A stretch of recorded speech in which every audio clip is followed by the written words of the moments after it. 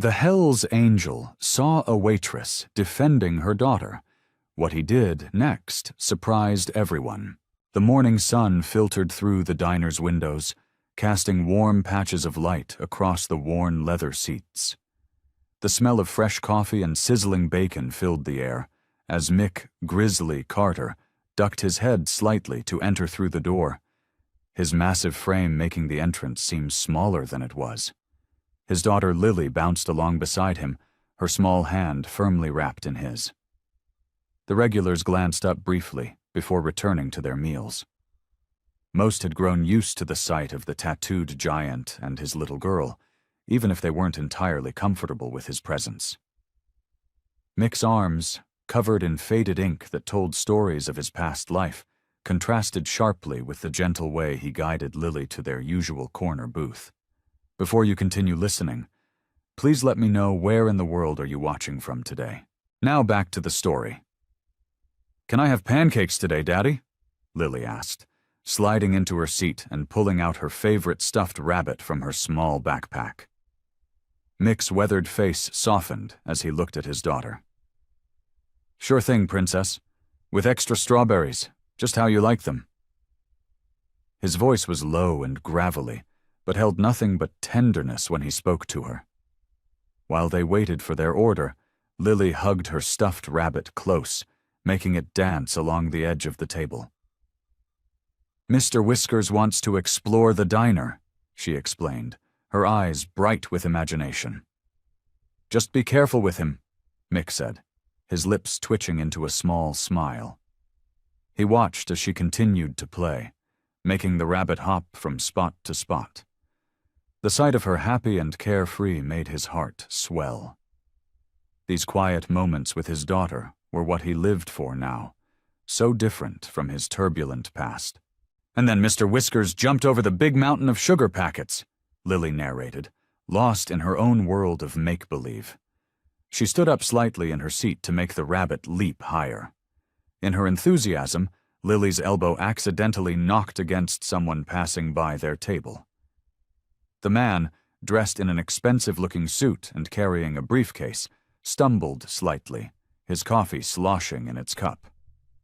"Watch what you're doing, you little brat." The man's voice cut through the peaceful morning atmosphere like a knife. His face reddened as he glared down at Lily, who immediately shrunk back into her seat. Mick's muscles tensed, his hands gripping the edge of the table. The familiar surge of protective anger rose in his chest, but years of working to control his temper made him hesitate. He'd promised himself, and Lily, that he wouldn't return to his old ways. I'm sorry," Lily whispered, her lower lip trembling. She clutched Mr. Whiskers tightly to her chest, as if the stuffed rabbit could shield her from the man's anger. But the man wasn't finished. His voice rose even louder, drawing attention from everyone in the diner. "Didn't your parents teach you any manners? Or maybe they're too busy raising a wild child to care about proper behavior." Lily's eyes filled with tears as she looked at her father, confusion and hurt written across her small face.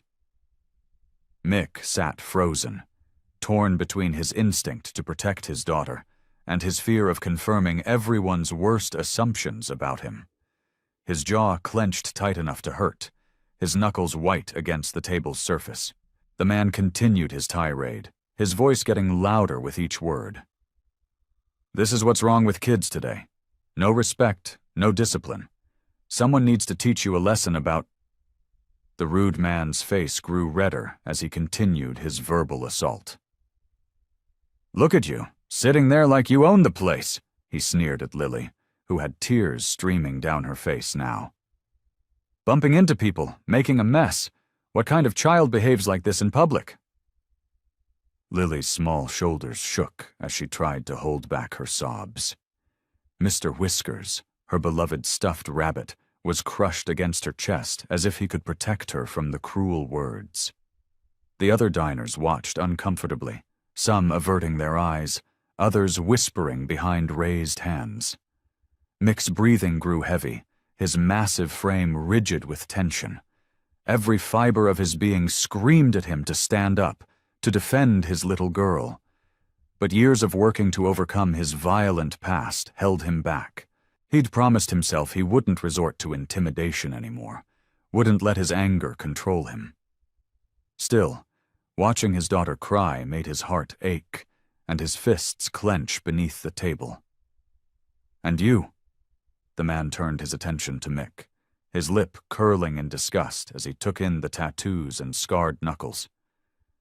"I suppose this is what passes for parenting in your world, letting your kid run wild, disturbing decent folk?" "That's enough!" The sharp voice cut through the tension like a thunderclap. Sarah Williams, the waitress, strode forward from behind the counter, her blonde ponytail swinging with each determined step. Her usually warm blue eyes had turned to steel as she planted herself between the man and Lily's table. "You don't talk to a child like that in my diner," Sarah declared, her voice firm and unwavering. She wasn't tall, barely reaching the man's shoulder, but there was a fierce dignity in her stance that made her seem larger than life. The man blinked, clearly caught off guard by this unexpected intervention. "Now see here," he started, but Sarah cut him off. "No, you see here," she said, crossing her arms. "That little girl apologized for an accident. She's done nothing to deserve this kind of treatment. If anyone's disturbing the peace here, it's you." The diner had gone completely silent. Every eye was fixed on the scene unfolding before them. Even the cooks had stopped their work to watch through the service window.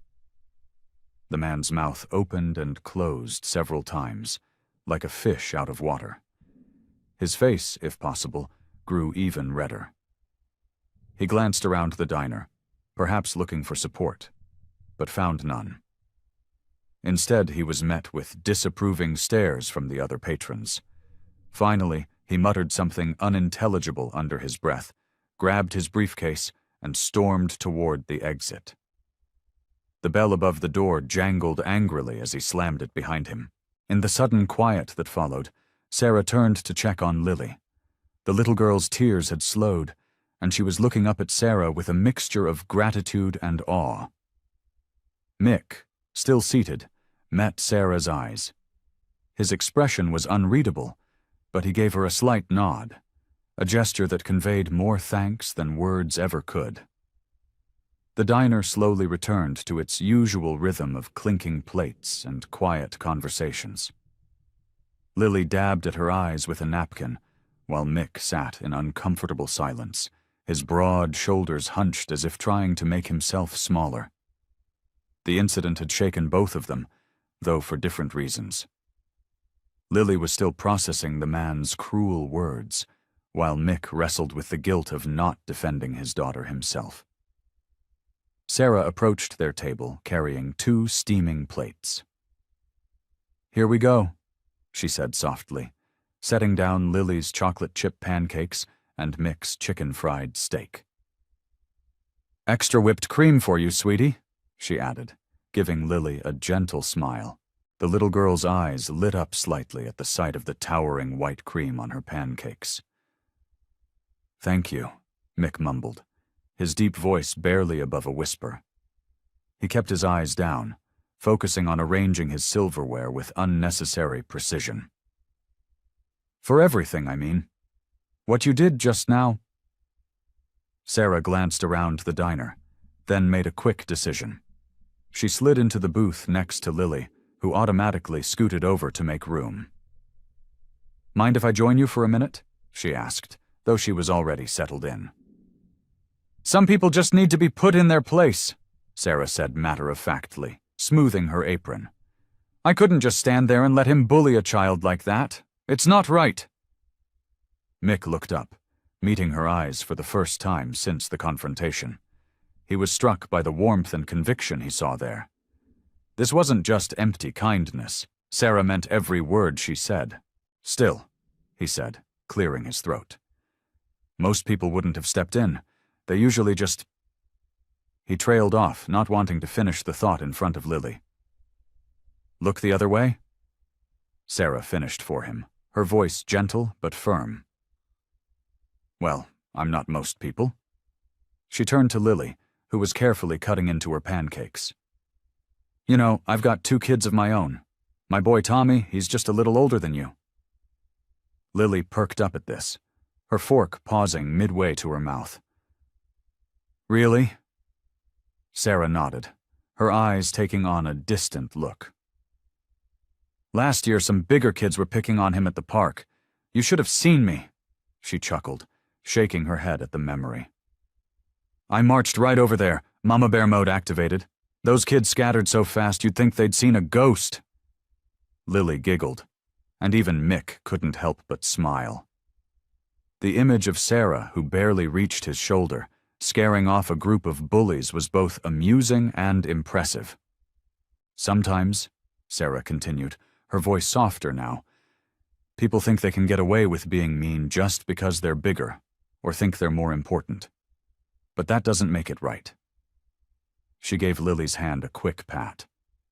And it's okay to stand up to them, even if it's scary.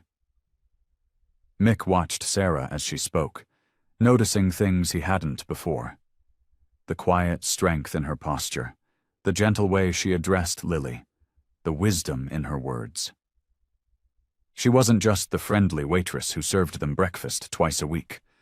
She was a mother who understood the fierce need to protect children, someone who had faced her own battles and emerged stronger. Thank you, he said again, but this time his voice was steadier, more certain. Their eyes met across the table, and something unspoken passed between them, a moment of mutual understanding, of recognition. The next few days brought a gentle rhythm to the diner visits. Each morning, as Mick and Lily walked through the door, the bell's cheerful jingle announced their arrival. Sarah would look up from behind the counter, her smile growing warmer with each passing day. Good morning, you two, she called out on a particularly sunny Tuesday. Lily skipped ahead to their usual booth, while Mick followed, his heavy boots making familiar sounds against the worn linoleum floor. The usual? Sarah asked, already pulling out her notepad. Her blonde hair was tied back in a neat ponytail, and she had a streak of flour on her cheek from helping in the kitchen.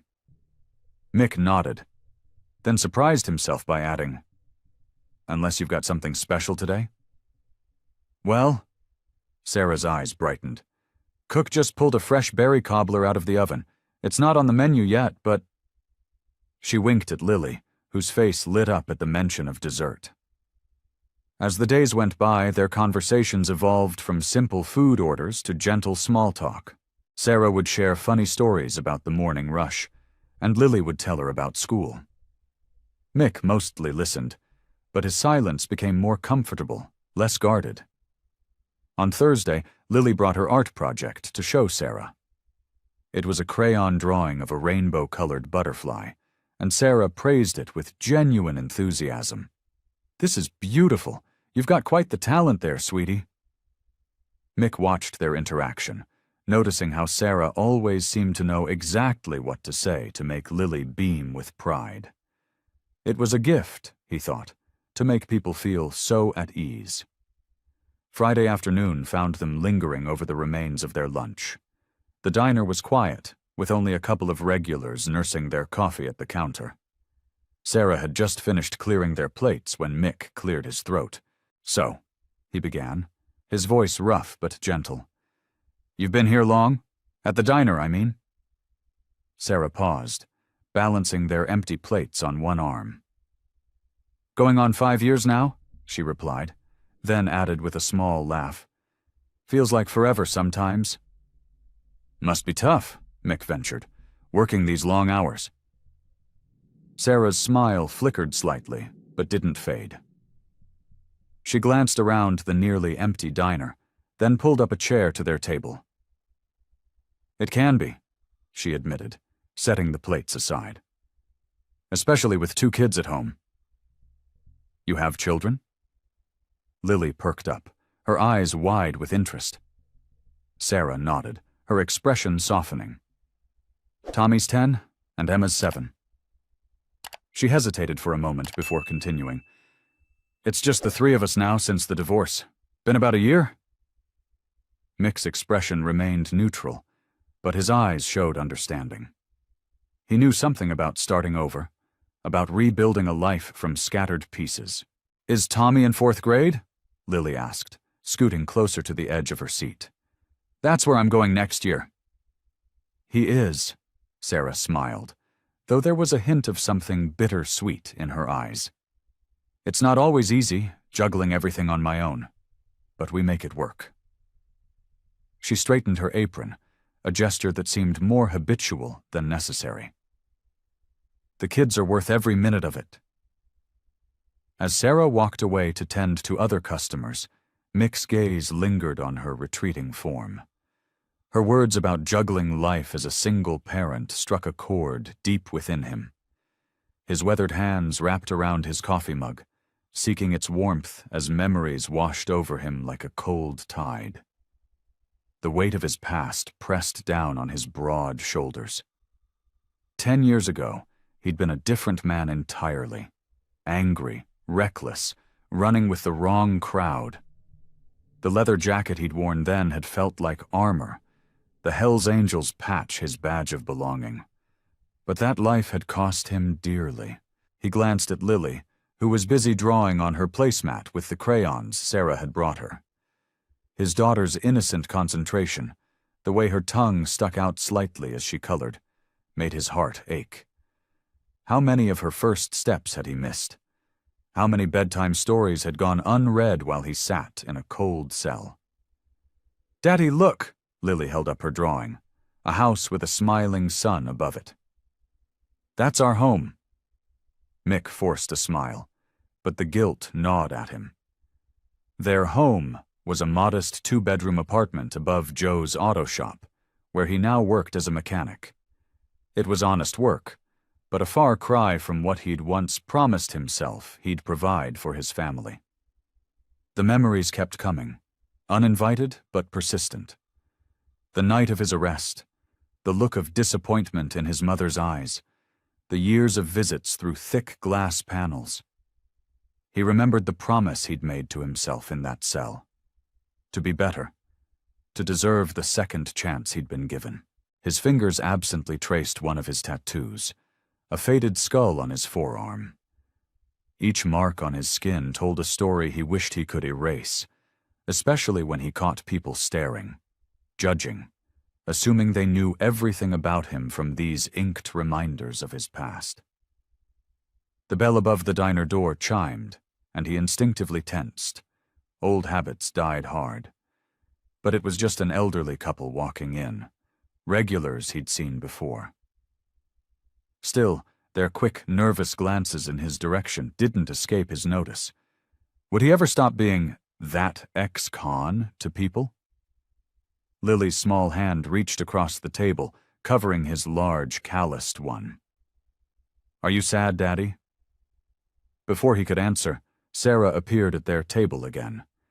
She must have noticed his changed demeanor, because her usual bright smile softened into something more understanding.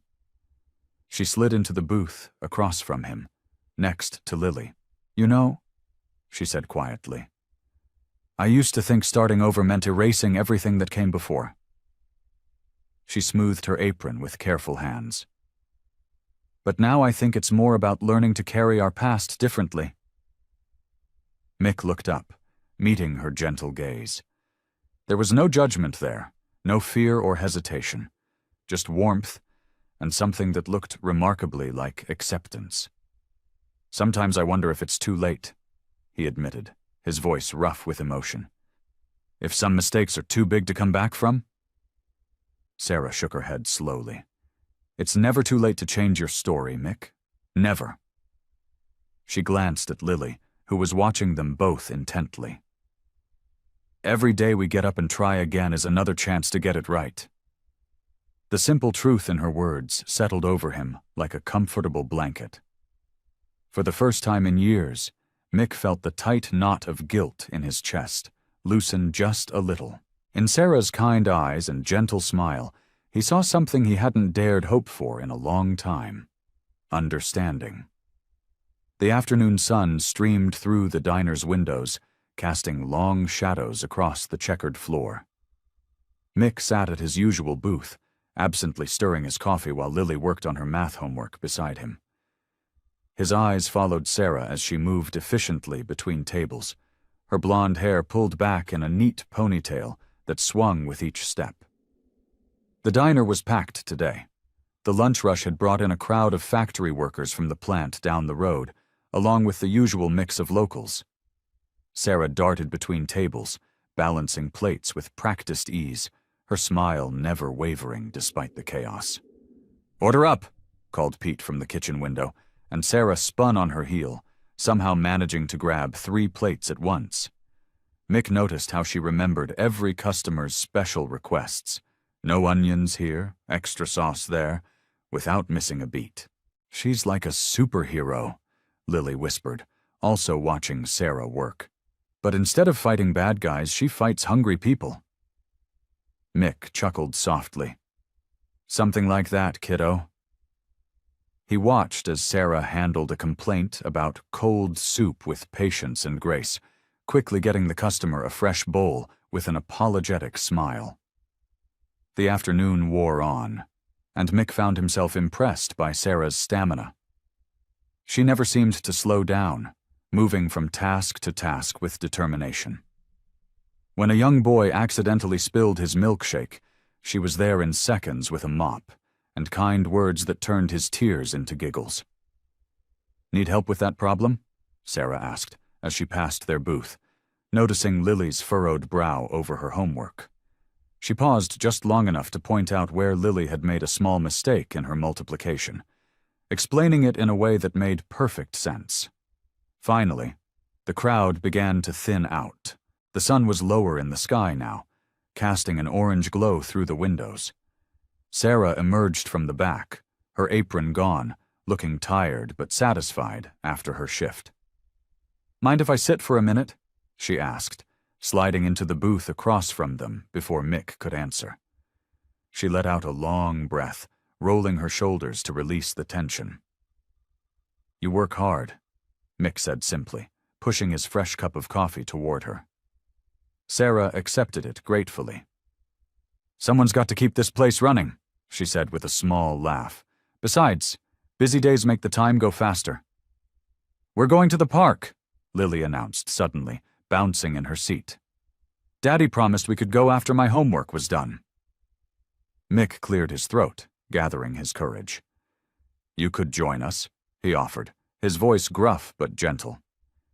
"If you're not too tired, that is. Might be nice to walk off all that running around."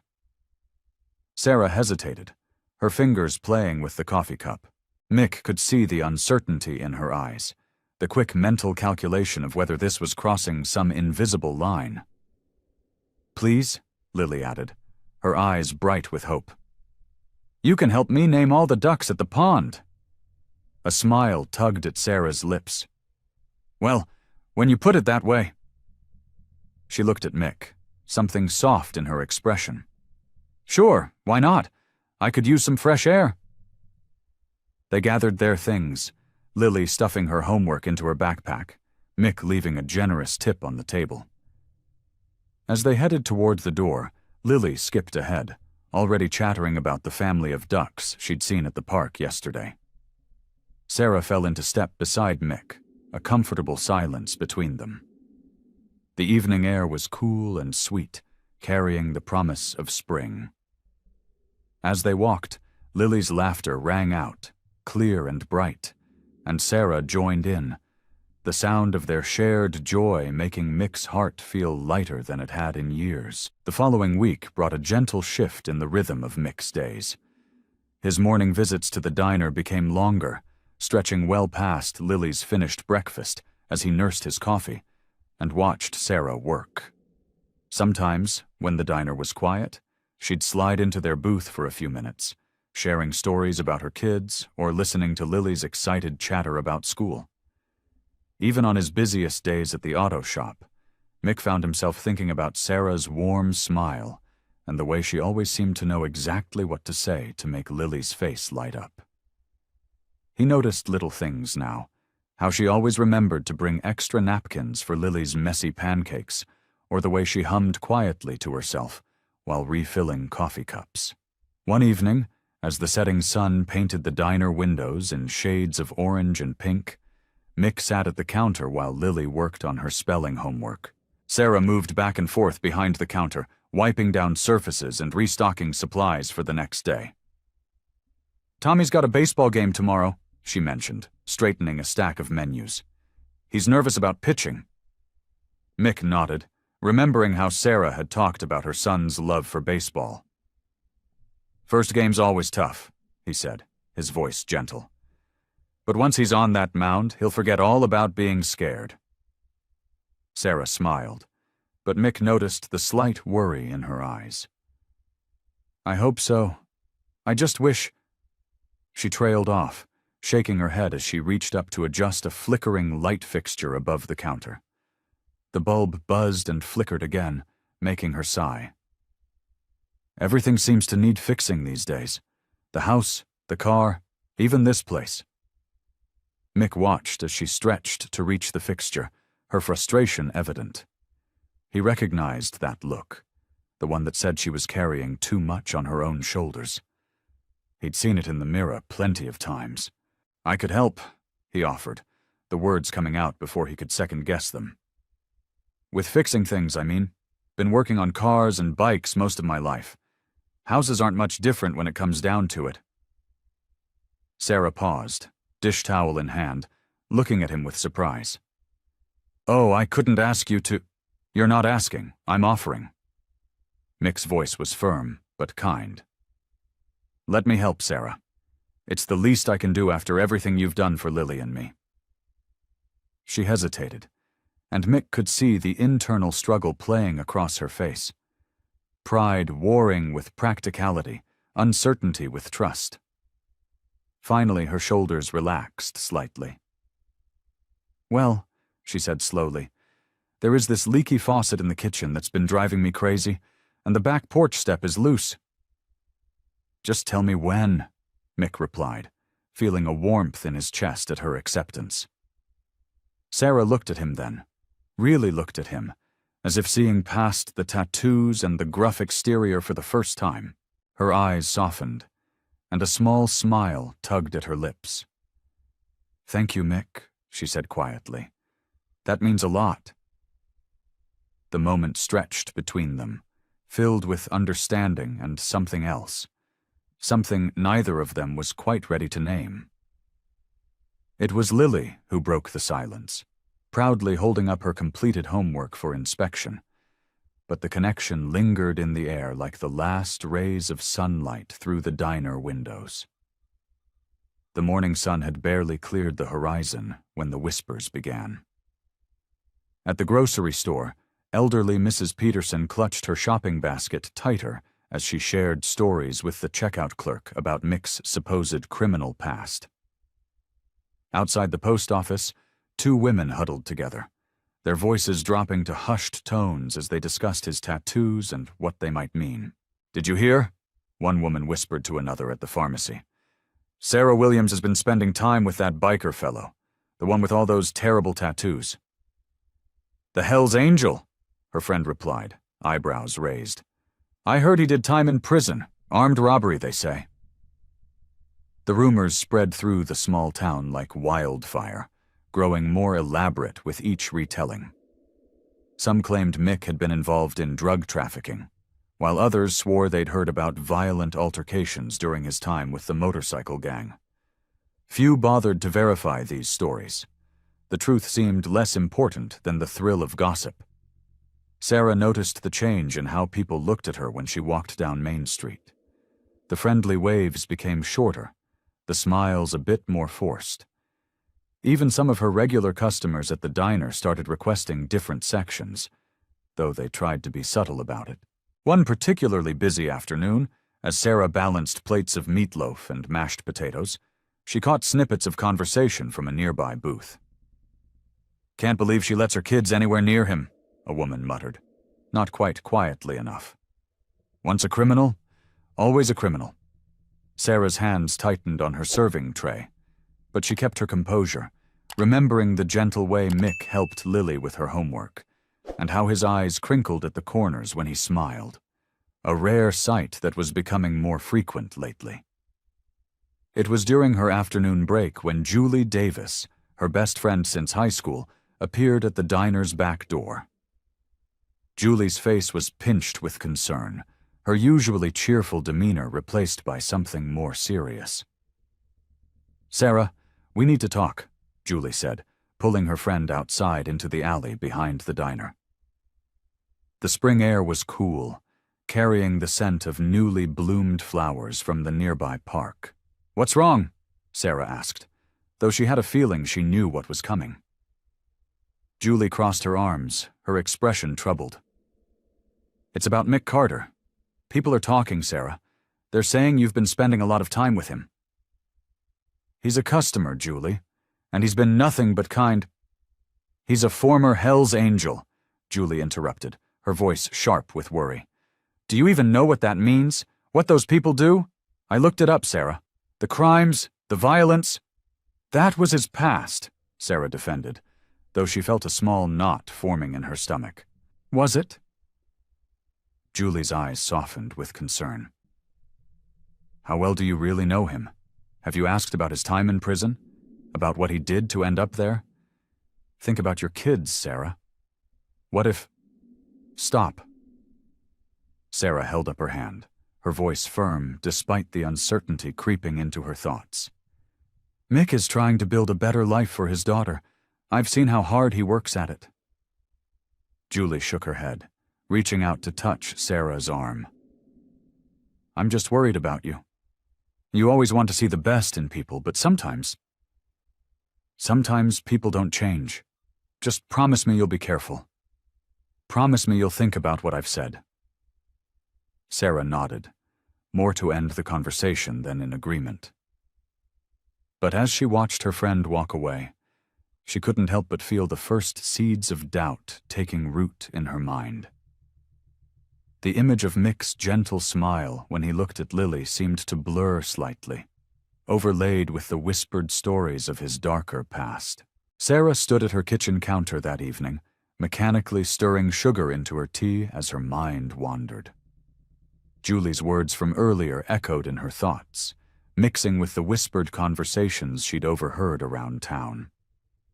The spoon clinked against the ceramic cup, a steady rhythm that matched her racing heart. Her son's homework lay scattered across the kitchen table, math problems half finished. "Mom," Tommy called from the living room, "can I go to Jake's house tomorrow after school?" The question made her pause. Jake's mother had always been friendly, but today at the grocery store she'd barely managed a hello. Was it because of Mick? Sarah's stomach tightened. "I'll think about it, honey," she called back, her voice steady despite her unease. She walked to the window, watching as the streetlights flickered on one by one.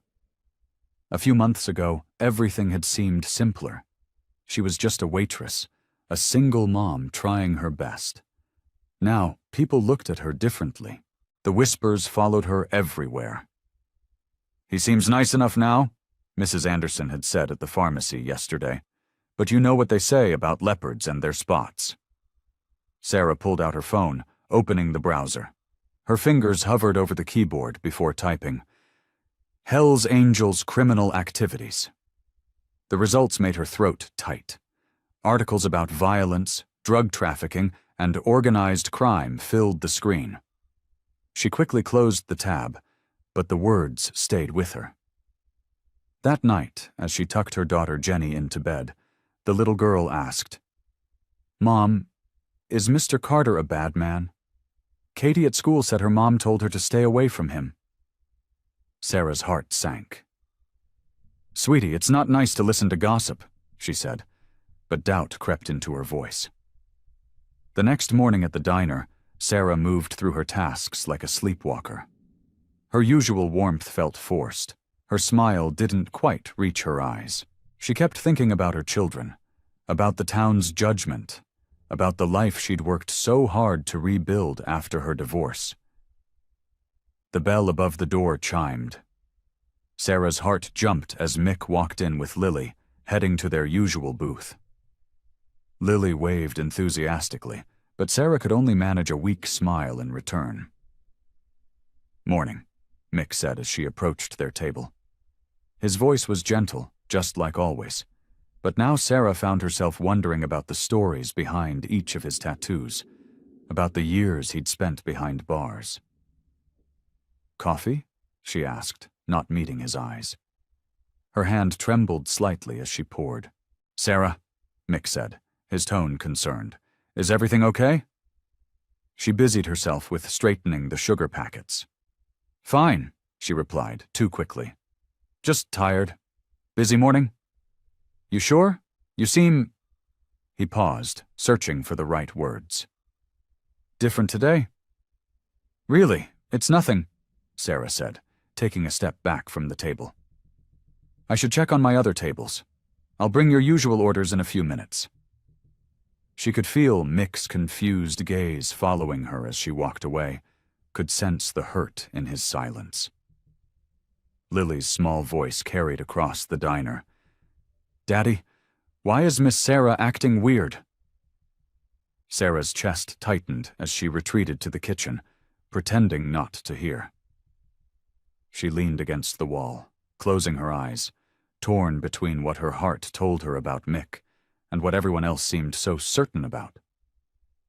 Sarah sat across from Tom at their usual meeting spot in the park, watching their children play on the swings. The autumn breeze carried fallen leaves across the playground, and Sarah pulled her cardigan tighter around her shoulders. "I heard you've been spending time with that ex-con," Tom said, his voice sharp with disapproval. "The Hell's Angel? Really, Sarah?" Sarah's jaw tightened. "His name is Mick, and he's not like that anymore. People like that don't change." Tom turned to face her, his expression stern. "Have you lost your mind? What about our kids? Did you even think about them?" "Of course I think about our kids," Sarah snapped, her voice trembling. "That's all I ever think about." "Then why are you hanging around with someone like him? Do you know what those gangs do? The violence? The drugs?" Tom pulled out his phone, scrolling through something before shoving it in her face. "Look at this. 3 years ago, his gang was involved in a major drug bust. Is this the kind of person you want around Tommy and Jenny?" Sarah pushed the phone away, her stomach churning. That was his past. He's different now. "Different." Tom laughed bitterly. "Wake up, Sarah. Men like that don't change. They just get better at hiding who they really are. What happens when his old buddies show up? When they want favors? Are you ready to put our children in that kind of danger?" Sarah watched Jenny swing higher, her daughter's laughter carrying across the playground. The sound, usually so joyful, now filled her with worry. "I'm not trying to hurt you," Tom said, his voice softening slightly. "But someone needs to knock some sense into you. You're being naive." The words stung, mostly because they echoed her own growing doubts. Sarah stood up abruptly. "I need to get to work." Later that evening, the diner was nearly empty when Mick walked in. Sarah's heart raced as she watched him approach the counter. She'd been rehearsing this conversation all afternoon, but now that he was here, her carefully planned words felt inadequate. "Can we talk?" she asked, leading him to a quiet corner booth. Mick's expression was guarded as he sat down. "About why you've been avoiding me." Sarah twisted her hands in her lap. "People are talking, Mick, about your past, about us spending time together." "And you believe what they're saying?" His voice was quiet, but she could hear the hurt in it.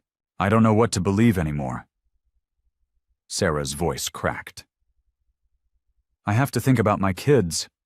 If something happened, if your old gang—" "I would never let anything happen to you or your children," Mick interrupted, his eyes intense. "That's not who I am anymore." "But it is who you were," Sarah countered, feeling tears well up. I can't just ignore that. The things you did. You think I don't know? Mick's voice rose slightly before he caught himself. You think I don't wake up every day trying to make up for my mistakes? I'm not asking you to trust me blindly, Mick said, his voice softening. But I promise you, Sarah, I will prove that I'm not that man anymore. Just don't give up on me yet. The bell above the diner's door chimed, and Mick's heart stopped. There, standing in the doorway, with her familiar auburn hair and their mother's green eyes, was Karen. His sister looked exactly as he remembered her, though time had etched a few more worry lines around her eyes. Lily looked up from her coloring book. Daddy, who's that lady? Mick's throat tightened. That's your Aunt Karen, sweetheart. Karen stood frozen, her purse clutched tightly against her chest. Her eyes darted between Mick and Lily, uncertainty written across her face. After what felt like an eternity, she took small, hesitant steps toward their booth. Hello, Mick, she said, her voice barely above a whisper. It's been a while, Mick replied, his large hands fidgeting with a paper napkin. Almost 8 years. Karen nodded, her lips pressed into a thin line. Mom's birthday is next week. I thought maybe I should stop by. Would you like to sit? Mick gestured to the empty seat across from him and Lily. Karen hesitated before sliding into the booth. Her eyes kept returning to Lily, who was watching her with curiosity. She looks just like Jessica, Karen said softly, referring to Lily's mother. Yeah, she does. Mick swallowed hard. Lily, why don't you go ask Sarah for some hot chocolate? Once Lily was out of earshot, Karen's carefully maintained composure cracked. I heard you were trying to turn things around, but I didn't believe it. After everything that happened... I know, Mick interrupted, his voice rough with emotion. I know what I did to this family. To you. Do you? Karen's eyes flashed. Do you know what it was like explaining to people why my brother was in prison? Why Mom cried herself to sleep every night? Why Dad... She stopped, choking back tears. Mick's shoulders slumped. I think about Dad every day, about how disappointed he was in me, about how he died before I could make things right. You chose them over us, Karen said, her voice bitter. The gang became your family. You threw us away like we meant nothing. I was lost, Mick admitted, staring down at his tattooed hands. I was angry and stupid, and I thought I needed to prove something to the world. By the time I realized what I'd done, how many people I'd hurt. He shook his head. I can't change the past, Karen, but I'm trying to be better. For Lily, for myself. And what happens when you fail? Karen asked, her voice trembling. What happens when you slip back into old habits? More broken hearts? More disappointed family members? That won't happen, Mick said firmly. I'm not asking you to forgive me. I don't deserve that. But I need you to know that I'm not that person anymore. Karen wiped away a tear. I want to believe you, Mick. But every time I look at you, I see that angry young man who chose a gang over his family, who missed Mom's cancer surgery because he was running drugs across state lines, who wasn't there when Dad had his heart attack. The weight of her words pressed down on Mick's chest like a physical thing. I carry that guilt every day, he whispered, and I'll spend the rest of my life trying to make up for it. Karen stood up, her movements jerky and uncertain. I can see you're trying, she said, her voice thick with emotion. But I'm not ready. Maybe I'll never be ready. She glanced over at Lily, who was chatting with Sarah at the counter. Take care of her, Mick. Don't let her down like you did us. Before Mick could respond, Karen turned and hurried out of the diner, leaving him alone with the ghosts of his past mistakes.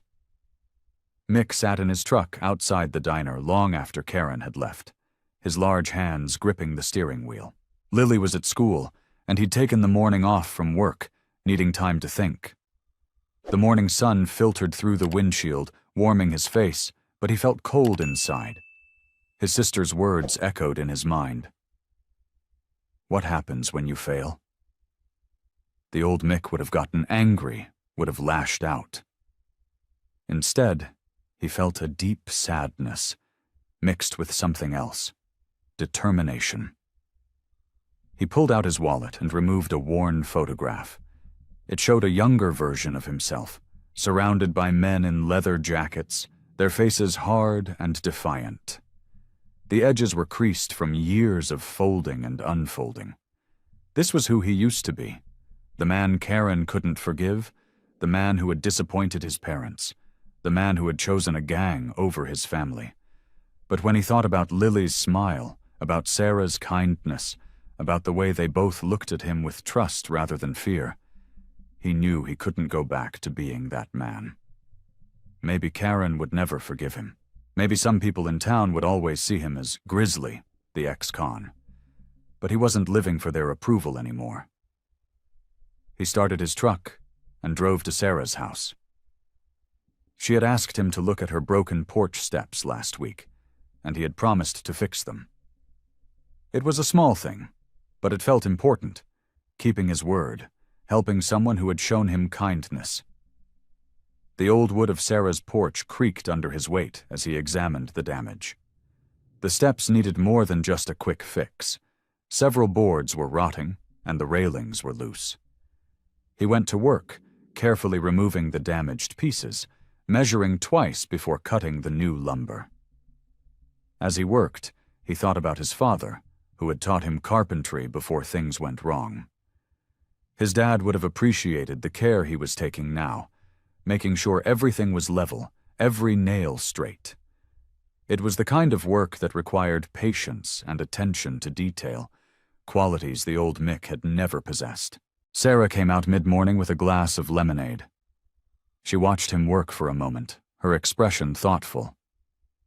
"You're good at this," she said, handing him the drink. Mick wiped his forehead with his sleeve before taking the glass. "My dad was a carpenter. He tried to teach me, but I was too busy being angry at the world to learn properly." Sarah sat on the top step, careful to avoid his tools. "What made you change?" Mick was quiet for a moment, running his hand over the smooth surface of a new board. "Lily," he said finally. "And people like you, who saw something in me worth saving." He paused, then added, "My sister came by the diner yesterday." "I saw her," Sarah said softly. "It didn't look like it went well." "She can't forgive me. Maybe she never will." Mick picked up his hammer again, aligning a nail. "But I realized something. I can't change what people think of me. All I can do is try to be better today than I was yesterday." Sarah watched as he worked, noting the gentle way he handled the wood, how he took extra care to make sure everything was secure.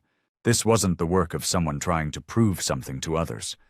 This was someone rebuilding himself, one careful step at a time. "I believe you," she said quietly. "I believe in who you're becoming." Their eyes met, and in that moment, something shifted between them. It wasn't just about fixing a broken porch anymore.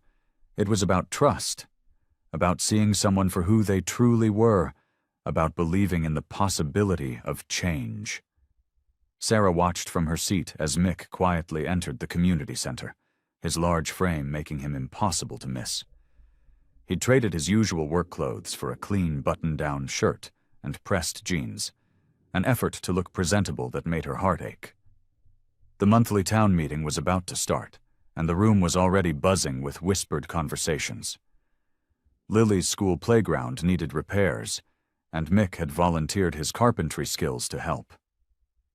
That's why he was here tonight, to discuss his offer with the town council. But as soon as he stepped through the door, the atmosphere changed. People shifted in their seats, some turning away, others glaring openly. Mayor Thompson, a thin man with wire-rimmed glasses, cleared his throat. "Mr. Carter, I'm afraid we need to have a word before the meeting begins." Mick nodded and followed the mayor to a corner of the room. Sarah couldn't hear what was being said, but she could read the body language, the mayor's stiff posture, Mick's slowly dropping shoulders. When the mayor's voice rose slightly, a few words carried across the room. "Considering your history with the angels?" The rest of the room had gone quiet, everyone straining to listen. Sarah's hands clenched in her lap as she watched Mick's face. He remained calm, but she could see the hurt in his eyes, the way his jaw tightened. "I understand your concerns," Mick said, his voice low and controlled. "But I'm just here to help with the playground. My daughter goes to that school." Mrs. Peterson, head of the PTA, stood up. "Mayor Thompson, I think we all agree that someone with Mr. Carter's background shouldn't be anywhere near our children's playground." Murmurs of agreement rippled through the crowd. Sarah saw Mick's hands curl into fists, then slowly relax, a conscious effort to stay calm. "I've served my time," Mick said quietly. "I'm not that person anymore." "Once a Hell's Angel, always a Hell's Angel," someone called from the back of the room. The mayor adjusted his glasses. "Perhaps it would be best if you left, Mr. Carter. We can discuss the playground another time." Sarah couldn't take it anymore. She pushed her chair back and stood up, her heart pounding. "This isn't right," she said, her voice carrying across the room. "You're all sitting here judging a man who's trying to do something good for our children." The room fell silent. All eyes turned to her, including Mick's.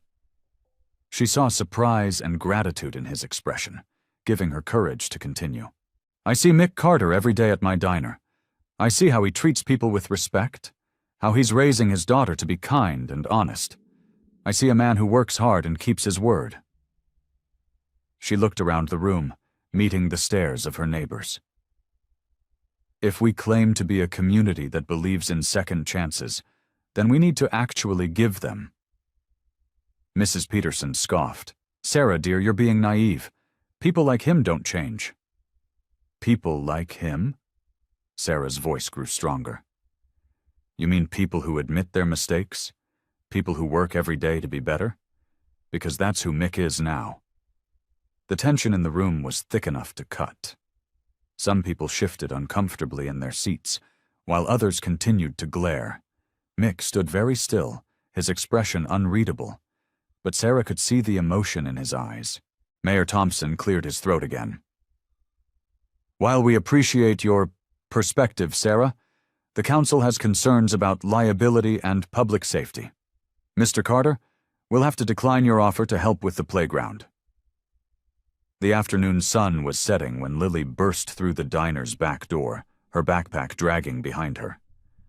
Sarah, who was finishing her shift, immediately noticed the girl's red-rimmed eyes and trembling lip.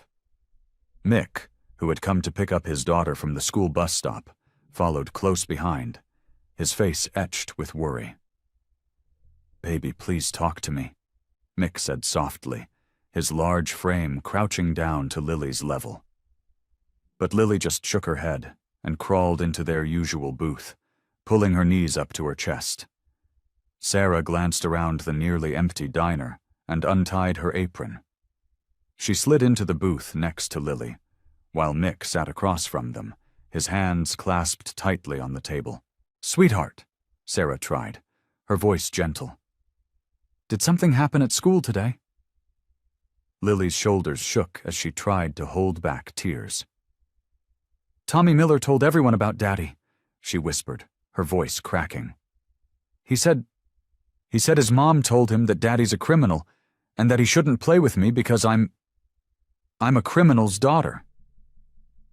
Mick's face went pale, his knuckles turning white as he gripped the edge of the table. Sarah could see the pain etched across his features, the guilt that threatened to overwhelm him. "And then," Lily continued, the words tumbling out now, "during recess, nobody would let me play with them. Jenny said her mom said I'm dangerous, just like—" She looked at her father, tears spilling down her cheeks. "Just like you used to be." The diner seemed to grow smaller, the weight of Lily's words pressing in on them. Mick reached across the table, his hand trembling slightly as he tried to touch his daughter's arm, but Lily pulled away. "Is it true, Daddy?" she asked, her voice small and broken. "Are you really as bad as they say? Is that why people at the town meeting didn't want you to help fix the playground?" Sarah watched as Mick struggled to find the right words, his tough exterior crumbling in the face of his daughter's pain. His eyes met Sarah's, pleading for help. "Lily," Sarah said, putting her arm around the girl's shoulders. "Let me tell you something about your daddy." She felt Lily lean into her slightly. "Your father made some mistakes in his past, that's true. But you know what makes him special? He admitted those mistakes, and he's working every single day to be a better person." Lily sniffled, looking up at Sarah with wet eyes. "But the other kids?" "The other kids are just repeating what they hear at home," Sarah continued firmly. "But they don't see what I see. They don't see how your daddy comes in here every morning to make sure you have a good breakfast before school. They don't see how hard he works to give you a good life. They don't see how gentle he is, or how much he loves you." Mick's eyes glistened as he watched Sarah comfort his daughter. Lily uncurled slightly, wiping her eyes with the back of her hand. "You don't have to be ashamed of who your father is," Sarah said, squeezing Lily's shoulder. "Because the man I know, the man sitting right here, is someone to be proud of. He's brave enough to face his past and strong enough to change. That's not something everyone can do." Lily looked at her father, really looked at him, and saw the love and pain in his eyes. Slowly, she reached across the table and put her small hand in his large one. "I love you, Daddy," she whispered. Mick's voice was rough with emotion as he replied, "I love you too, baby girl, more than anything." Sarah wiped down the counter at the diner, her movements slow and deliberate as she watched Mick and Lily through the window. They were sitting on a bench outside, sharing an ice cream cone despite the cool autumn air. The sight made her smile, but her heart ached knowing what they were going through. Just yesterday, she'd overheard 2 regular customers whispering about Mick. "Once a criminal, always a criminal," one had said, and that poor waitress getting mixed up with him. She should know better. The bell above the door chimed, and Julie, Sarah's best friend, walked in. Her face was tight with concern. "Sarah, we need to talk." Sarah sighed, already knowing what was coming. "If this is about Mick again..." "The PTA meeting was awful," Julie cut in, sliding onto a stool. "Half the mothers are threatening to pull their kids from school activities if he volunteers for the fall festival. They're saying it's not safe." Sarah's hands clenched around her cleaning cloth. "Not safe? He's helped fix 3 broken swings and repainted the entire playground equipment. For free." "I know, but..." "No," Sarah said firmly. "I'm tired of the buts. I've watched that man work harder than anyone to prove himself. He's not who they think he is." Julie's expression softened. "Sarah, I understand you want to see the good in him, but what about your own kids? Tom's already threatening to use this against you in court." Sarah felt her stomach twist at the mention of her ex-husband. Tom had been calling more frequently, his voice dripping with judgment every time he brought up Mick. But watching Lily's face light up when she talked about her father, seeing Mick's gentle patience as he taught Sarah's son how to fix his bike, those moments told her more about his character than any rumor could. "My kids are fine," Sarah said. "They see what I see, a man who's trying his best to be better." Through the window, she watched as Mick carefully wiped ice cream from Lily's chin with a napkin. His tattooed hands, which so many people feared, were gentle and loving with his daughter. "I'm not abandoning them, Julie," Sarah continued, her voice quiet but firm. "You didn't see Lily's face yesterday when those kids bullied her. You haven't seen how hard Mick works to give her a good life. They need someone in their corner." Julie stood up, her expression a mix of concern and resignation. I hope you know what you're doing, Sarah. After Julie left, Sarah walked outside to where Mick and Lily sat. Lily's face brightened when she saw her. Sarah, want some ice cream? No thanks, sweetie, Sarah smiled, sitting down next to them.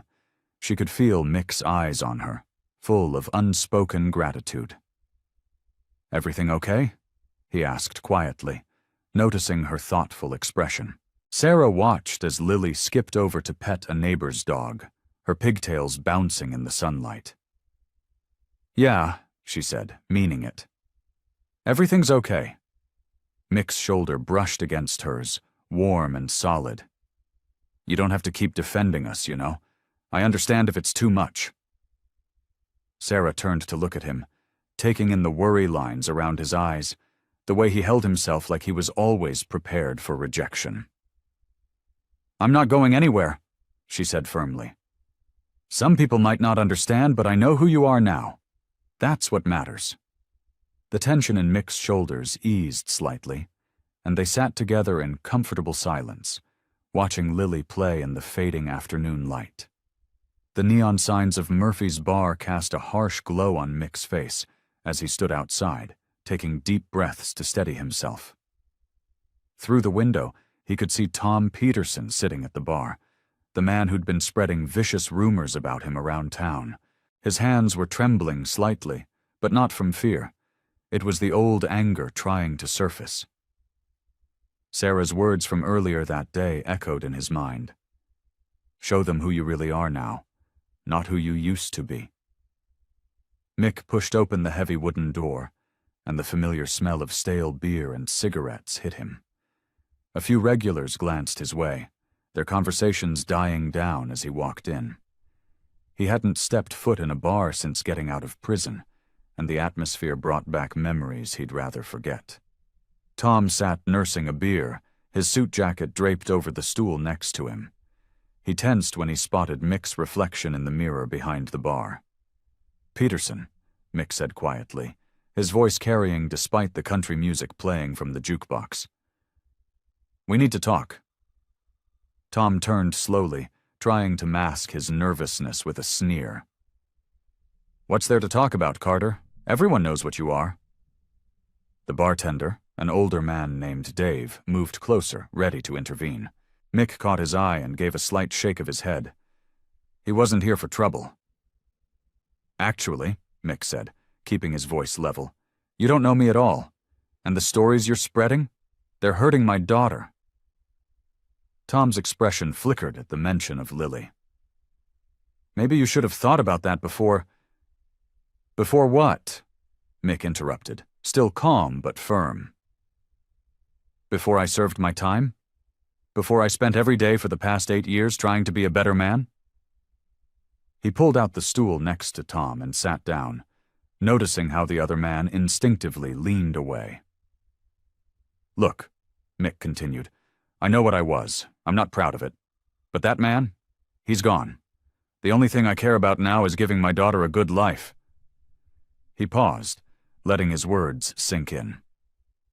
And yeah, maybe I don't deserve a second chance. But Lily? She deserves everything. And right now your words are making her life harder than it needs to be. The bar had gone completely quiet. Tom stared into his beer, his shoulders tense. You can't just expect people to forget. I don't, Mick said. I'm not asking anyone to forget. I'm asking you to see who I am now. He reached into his pocket and pulled out a folded piece of paper, a crayon drawing Lily had made of herself and him. This is who I am, a father. Nothing more, nothing less. Tom looked at the drawing, then back at Mick. The hostility in his eyes wavered. He started, then cleared his throat. I didn't know about your kid getting bullied. No, Mick agreed quietly. You didn't know a lot of things, but now you do. They sat in silence for a moment, the weight of unspoken words hanging between them. Finally, Tom nodded slowly. I'll stop spreading the stories, he said, his voice gruff but sincere. Mick stood up, feeling lighter than he had in weeks. He'd faced his past without letting it control him, without resorting to the violence that had once been his answer to everything. As he walked out of Murphy's bar, he could feel the eyes of everyone following him. But for once, he didn't mind. He'd shown them something they didn't expect. Not the ex-con they feared, but a father who chose peace over anger. The autumn fair transformed Main Street into a wonderland of twinkling lights and colorful banners. The scent of cotton candy and caramel apples drifted through the crisp evening air. Lily bounced with excitement, her small hand clutching Mick's as they walked past the game booths and food stands. "Can we try the ring toss, Daddy? Please?" Lily tugged at his sleeve, pointing to a booth decorated with stuffed animals. Mick felt the familiar weight of stares from the townspeople. Parents pulled their children closer as he passed, and conversations hushed to whispers.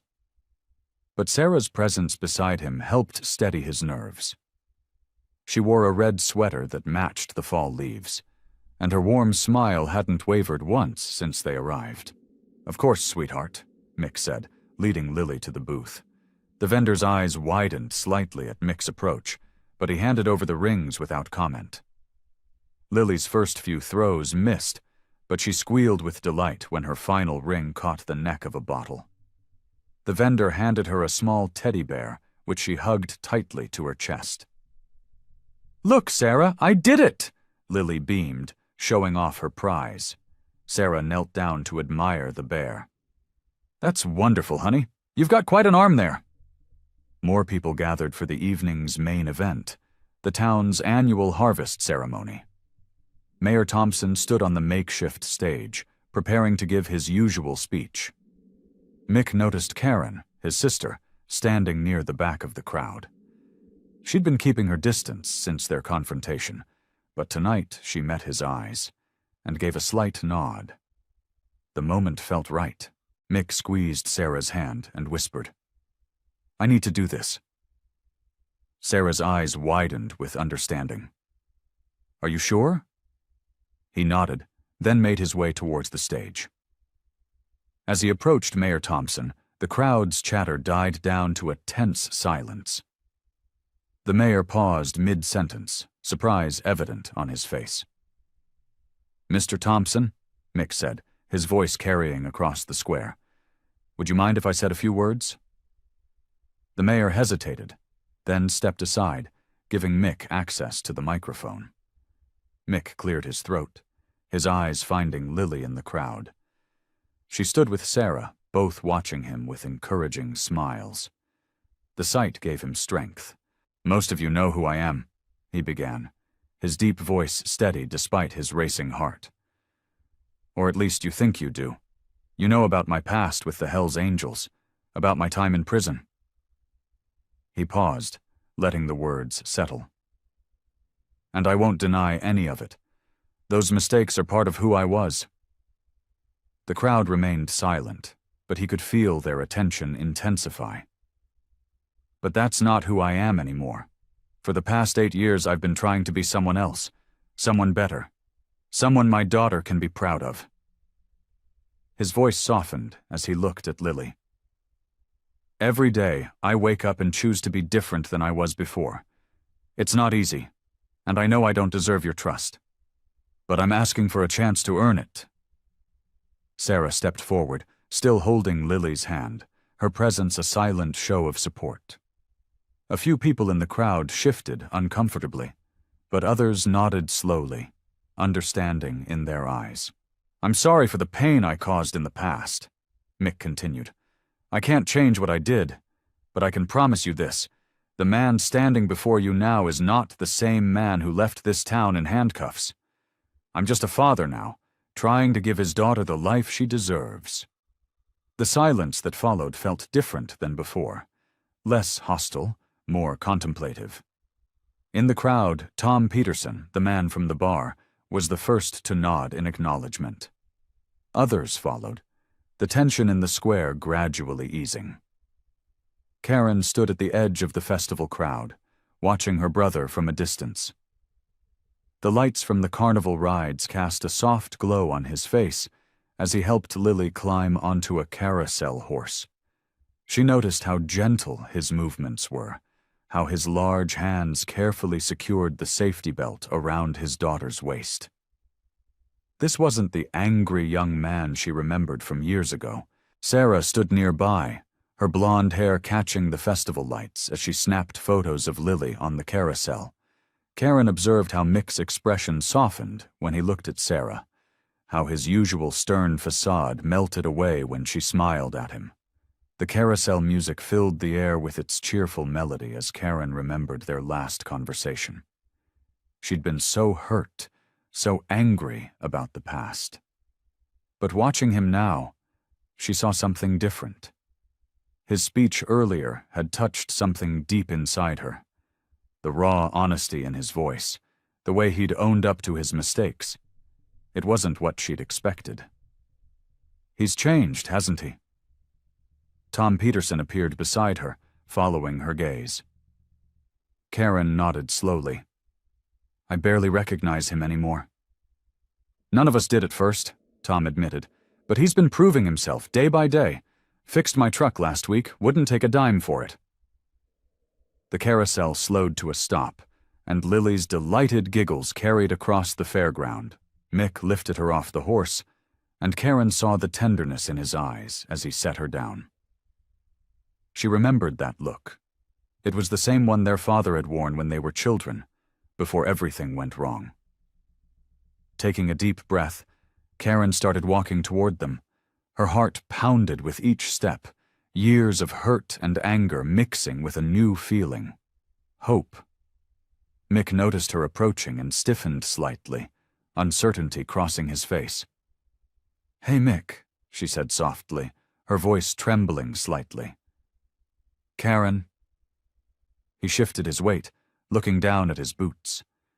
Lily looked between them curiously, while Sarah gently took the little girl's hand, giving them space. "I heard what you said earlier," Karen began, her eyes welling with tears, "about choosing to be different every day." She paused, gathering her courage.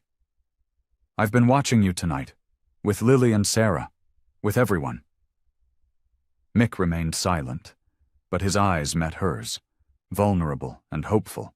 "You really have changed," she continued, her voice breaking. "The brother I see now, he's the one I always knew was in there somewhere." She wiped at her eyes with the back of her hand. "I'm proud of you, Mick. Really proud." Mick's tough exterior crumbled at her words. His shoulders sagged, as if a heavy weight had been lifted from them. "Karen, he started, his voice rough with emotion. "I know," she said, stepping forward to wrap her arms around her brother for the first time in years. "I know."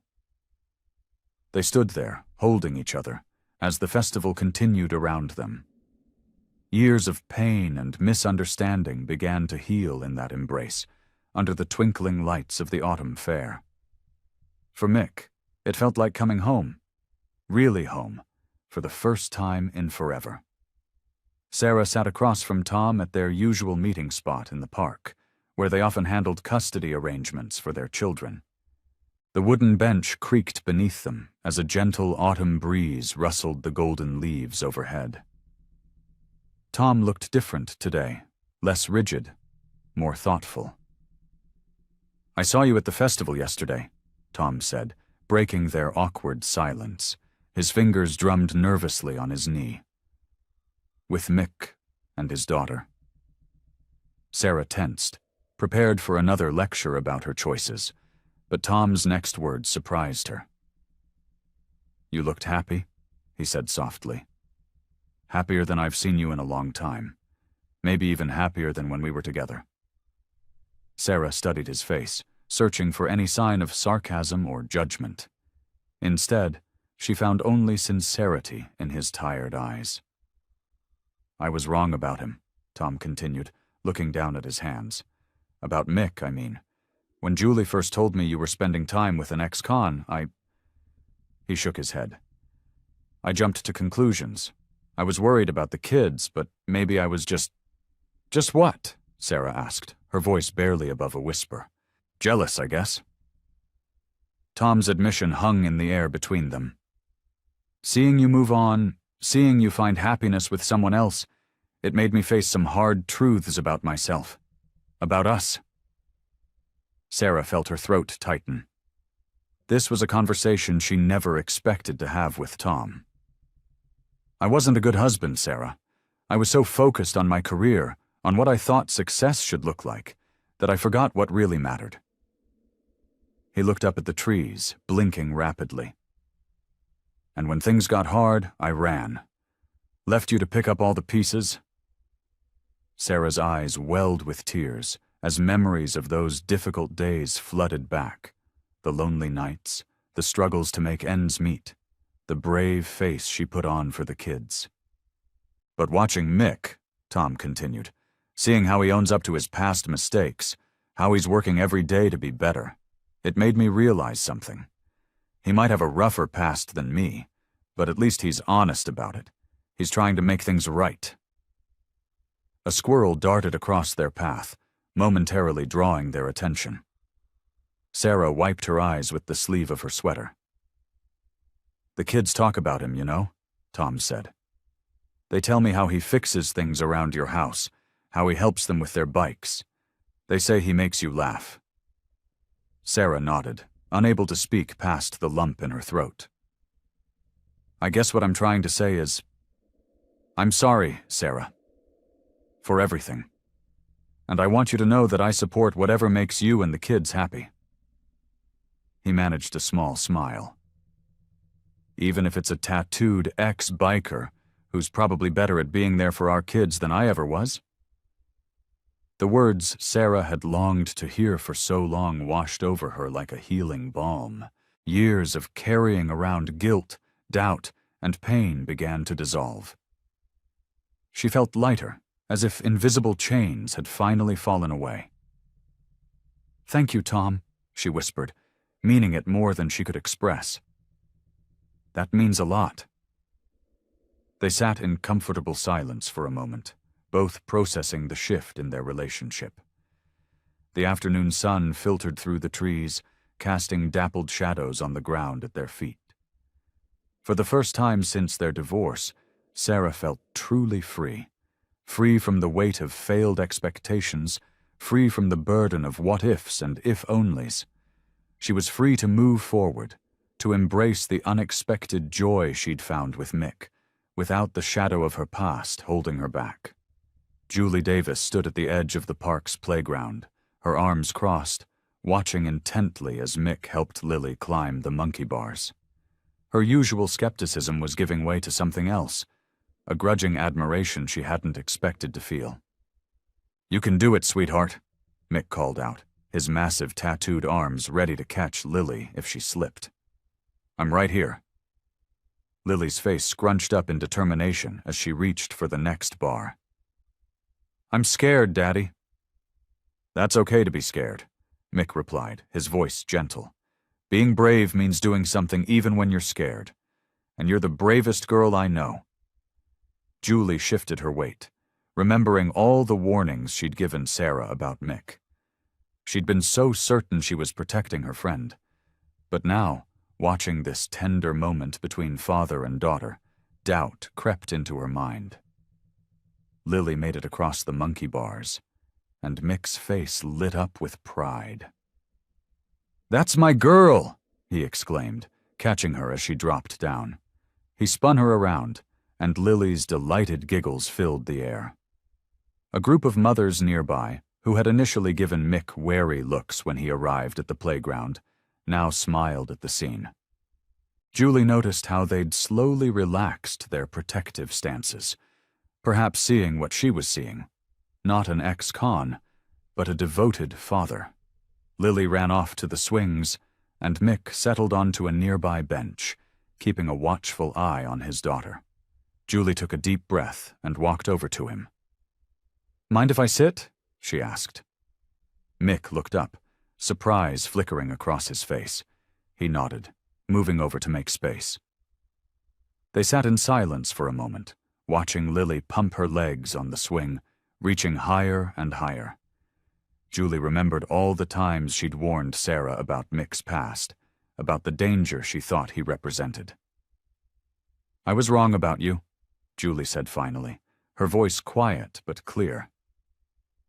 Mick turned to look at her, his expression unreadable. "I judged you without really knowing you," she continued. "I saw the tattoos, heard about your past, and I—" She paused, gathering her thoughts. "I thought I was protecting Sarah, but I was just being prejudiced." Mick's shoulders relaxed slightly. "Can't blame you for wanting to protect your friend," he said, his voice gruff but kind. "I've done things I'm not proud of, things that'll follow me forever." "But that's not who you are anymore," Julie said, watching as Lily waved at them from the swing. "I see that now. The way you are with Lily, how you've been there for Sarah." She turned to face him fully. "I'm sorry for doubting you, Mick." Mick nodded, accepting her apology with quiet dignity.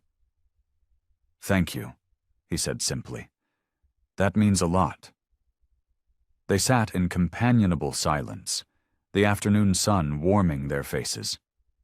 Around them, other parents chatted and children played, and for the first time, Mick seemed truly part of the scene, rather than an outsider looking in. A few of the mothers who had been watching earlier now waved to Mick as they gathered their children to leave.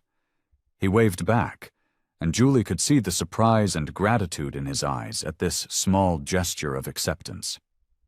"Daddy," Lily called out, "watch how high I can go." "I'm watching, sweetheart," Mick called back, a smile spreading across his face. "You're flying." Julie watched him watching his daughter, and she finally understood what Sarah had seen all along, a man who had faced his past and chosen to be better, not just for himself, but for the people he loved. The local newspaper sat on the diner's counter, its headline stark against the morning light. "Town council member resigns amid scandal." Sarah picked it up, her eyes scanning the article about Gerald Thompson, the man who had spent months trying to destroy Mick's reputation. "More coffee?" she asked Mick, who sat at his usual spot at the counter. Lily was at school, giving them a rare moment alone. "Thanks." He nodded, his eyes also drawn to the paper. The article detailed how Gerald had been caught embezzling funds from the town council, using the money to cover his gambling debts. His carefully constructed image of respectability had crumbled overnight. Through the diner's large windows, they could see Gerald walking down the street. His usually pristine suit was wrinkled, his shoulders hunched. People who once greeted him warmly now crossed to the other side of the street to avoid him. "Never thought I'd see him looking so defeated," Sarah said quietly, refilling Mick's cup. "He was always so proud." Mick wrapped his hands around the warm mug. "Pride can be dangerous," he said, his voice low. "Makes you think you're better than everyone else. Makes you forget we're all human." They watched as Gerald tried to enter the bank where he'd worked for 20 years. The security guard, looking uncomfortable, stopped him at the door. Even from across the street, they could see the red flush of shame on Gerald's face as he turned away. "He tried so hard to paint you as the villain," Sarah said, leaning against the counter. "All those rumors he spread about your past, trying to convince everyone you hadn't changed." "Maybe he needed someone to look down on," Mick replied, stirring his coffee thoughtfully. "Made him feel better about himself." Outside, Gerald stood on the sidewalk, looking lost. A few months ago, he'd been one of the most respected men in town. Now, people hurried past him without meeting his eyes, the same way they used to avoid Mick. "I remember how that feels," Mick said softly. "When people look right through you, like you're not even there." Sarah reached across the counter and squeezed his hand. "You never let it make you bitter, though. You just kept trying to be better." They watched as Gerald finally started walking again, his expensive shoes scuffing against the pavement. He passed by the diner, and for a moment his eyes met theirs through the window. There was recognition there, and something else. Perhaps the beginning of understanding. "I don't wish this on him," Mick said after Gerald had passed. "But maybe now he'll learn what it's like to need a second chance." Sarah nodded, wiping down the counter with a cloth. "Everyone makes mistakes. The real test is what you do after." Through the window, they could see Gerald's figure growing smaller as he walked away, alone with his thoughts and the consequences of his actions. The morning sun cast long shadows on the street, and somewhere in the distance, a church bell rang, marking the hour. "Sometimes," Sarah said, "people have to lose everything before they can start over." Mick nodded, understanding in his eyes. They stood in comfortable silence, the quiet morning routine of the diner continuing around them. Neither of them took pleasure in Gerald's downfall, but they both recognized the irony of the situation. How the man who had tried so hard to prevent Mick's redemption now faced his own journey toward it. The morning sun painted golden streaks across the kitchen table as Mick packed sandwiches into a small cooler. Lily bounced around him, her excitement filling the room like sunshine. "What are we doing first, Daddy?" she asked, hugging her favorite stuffed bear to her chest. Mick smiled, zipping up the cooler. "Well, Princess, I thought we'd start with the park, then maybe get some ice cream, and after that—" He paused for dramatic effect. "The carnival's in town." Lily's eyes widened. "Really? The one with the Ferris wheel?" "That's the one." Mick watched as his daughter twirled around the kitchen, her joy infectious. It felt different now, planning outings like this. The weight of other people's judgment had lifted, making room for simple happiness. At the park, Lily ran ahead to the swings, her pigtails bouncing with each step. Mick followed, carrying their picnic supplies. He watched as she climbed onto the swing, remembering how she used to need his help. Now she pumped her legs confidently, soaring higher and higher. "Look how high I can go, Daddy!" she called out, her laughter carrying across the playground. "I see you, sweetheart. You're flying." He stood nearby, just in case, but knew she didn't need him hovering anymore. They spread their blanket under a big oak tree for lunch. Lily munched on her peanut butter and jelly sandwich, telling stories about school between bites. There was no mention of bullies now, no tears about mean comments, just excited chatter about her friends and her favorite subjects. "Mrs. Johnson says I'm the best reader in class," she announced proudly, wiping jelly from her chin. "That's my girl," Mick said, his chest swelling with pride. "Smart just like your—" He caught himself before mentioning her mother, but Lily didn't seem to notice. At the carnival, the afternoon sun warmed their shoulders as they walked hand in hand between colorful booths. The air smelled of cotton candy and popcorn. Lily pointed excitedly at everything, from the ring toss to the carousel. "Can we ride everything?" she asked, squeezing his hand. "Everything you want, Princess." They started with the merry-go-round, Lily perched on a golden horse while Mick stood beside her. Her face glowed with joy as they spun around, the carnival music playing cheerfully. Other parents smiled and waved, no longer pulling their children away when they saw him approach. At the ring toss, Mick won her a stuffed unicorn. Lily hugged it tight, declaring it would be best friends with her bear. They shared a huge cotton candy, their fingers sticky and blue, and rode the Ferris wheel 3 times. As the sun began to set, they headed home. Lily dozed in the car, clutching her new unicorn, her face peaceful and happy. Mick glanced at her in the rearview mirror, his heart full of love for this little girl who had changed his life completely. At home, he carried her upstairs to her bedroom, carefully changing her into pajamas without waking her fully. As he tucked her in, she stirred slightly. "Did you have fun today, sweetheart?" he whispered, smoothing her hair back from her forehead. "The best day ever," she murmured sleepily. "Love you, Daddy." I love you too, princess. Mick knelt beside her bed, watching her drift back to sleep. I'll always be here for you, he whispered, his voice thick with emotion. Looking at his daughter's peaceful face, pride and love swelled in his chest, nearly overwhelming him. The evening breeze rustled through the leaves as Mick and Sarah walked along the quiet streets of their small town. Their shoulders brushed occasionally, and each time sent a warm flutter through Sarah's chest. The past few months had changed everything between them, transforming cautious friendship into something deeper. Remember when we first met?